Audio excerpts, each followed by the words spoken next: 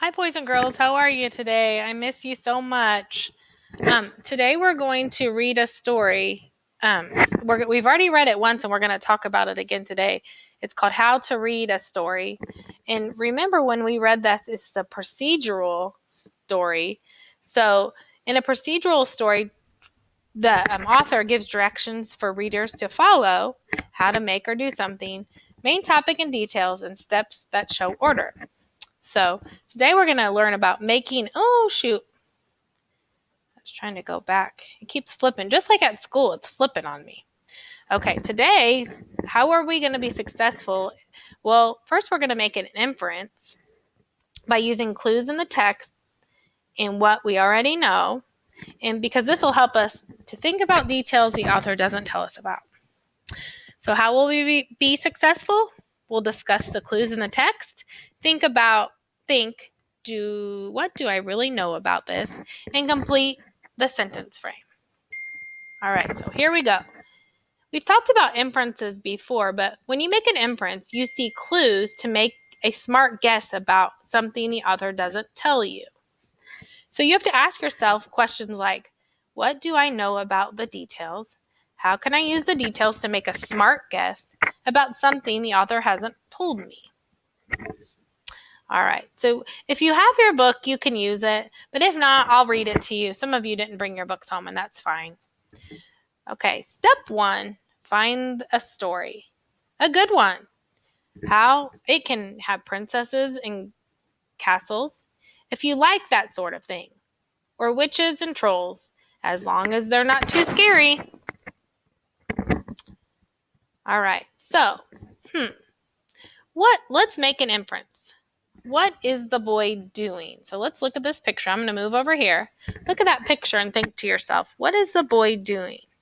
Well, I see the boy thinking about different, maybe like a sword fight, dinosaurs, witches. Maybe he's thinking about a Halloween story, and pigs. Okay. So the boy is thinking about what kind of books he likes. Step 2, find a reading buddy, a good one. A buddy can be older or younger. So let's make an inference or a smart guess. Who can you read to if you don't have an older or younger buddy? Well, you could read to a parent. You could read to a grandma or a grandpa. You could read to a dog. You could even read to a stuffed animal. My kids like to do that sometimes. Rosie and Margot like to read to their stuffed animals. Or you could read to a person your age, or maybe not a person at all.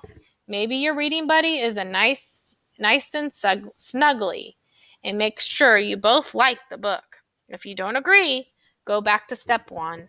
Sometimes it takes a few times to find just the right book.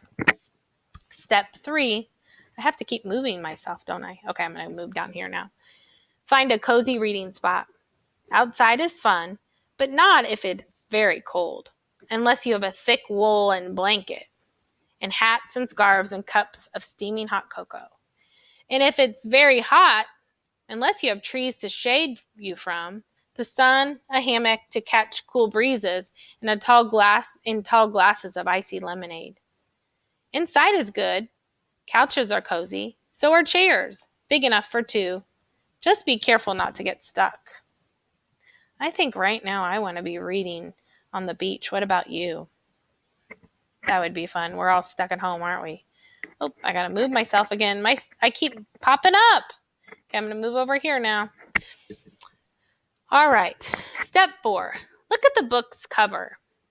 Can you guess what it's about? Read the title. That might be a clue. So look on that title. It says The Princess, the Dragon, and the Robot. So we would know that story was about a princess, a dragon, and a robot. So why do you think step 4, look at the book's cover, is important? So we'd start out by saying, it is important to look at the cover so that you can, how are you going to finish that?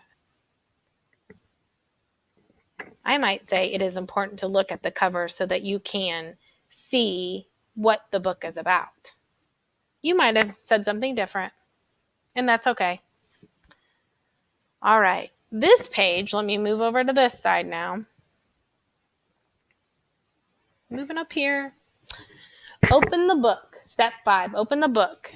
This is the exciting part. Read the story in a loud, clear voice. Not too slow and not too fast. You can point to words if you like, but you don't have to do that. Once upon a time. Okay, why do you think opening the book is the exciting part? It is the exciting part because you answer it to yourself. I say it's the exciting part because you get to dive right into the story. Reading is so much fun. All right, now I'm going to move down here. Step 6. When the characters talk, whatever is being said, say it in a voice to match who's talking. The lion. I will save the kingdom. The mouse. I'm the most powerful in all the land. The knight. I'm hungry for lunch. Oh, what about the dragon? Soon the castle will be mine. Robot. Beep. Step 7. No matter what you read, hold the book so that your buddy can see the pictures. Buddies get impatient when they can't see well. Step 8. If there are words you don't know, try sounding them out or looking at the pictures to see what makes sense. They were afraid the dragon would burn down the castle.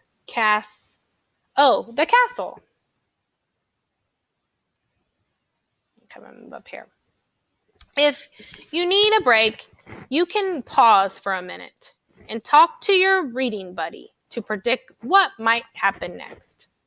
Will the castle catch on fire? Will the princess tame the dragon? Will the robot marry the princess? Will the horse make friends with the dragon? Will the dragon eat them all for lunch? What are the boy and the dog doing? Look, right popping out of their heads. Yes, right. They're thinking about the story. They're actually picturing what the story might look like.